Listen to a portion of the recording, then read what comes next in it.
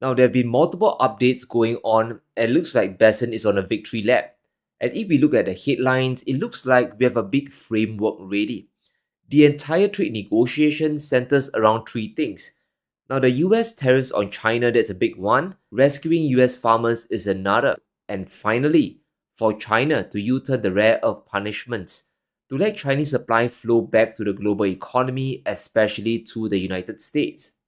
According to him, the Chinese has made incredible concessions to the US, and we have to dissect the claim to see who really has the winning hand here. Now, both sides, they are coming to the table with their own set of cards. They played their hand, and the American readout looks optimistic for the US economy. Now, Bessent says that China will delay their rare earth rules by a whole year. In addition, the Chinese will start buying US soybeans again. So imports will go from zero to something substantial. In return, Trump will not impose an additional 100% tariffs on imports from China. Remember, this is just what was revealed to us from the American side.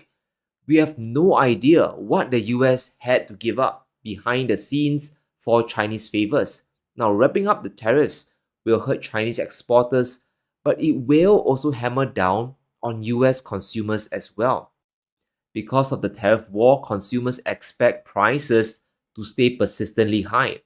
Expectations have hit 3.9% for the next 5 to 10 years, an increase from last month's 3.7%. In other words, the US economy, which is consumption based, is also cracking. China today still sells more than $1 billion worth of goods a day to the US.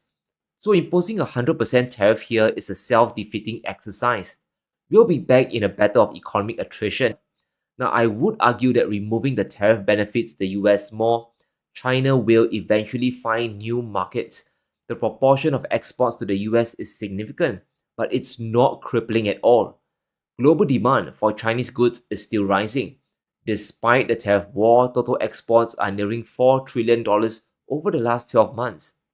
Even if all Chinese exports to the US gets cut off, it's only around 2.5% of China's GDP, maybe even lesser today. China's economy will still grow. However, US consumers will feel the pain through higher prices, and that will also trickle down to industrial inputs. Manufacturing costs will also fly to the moon, and that could be even more damaging to the US economy versus China.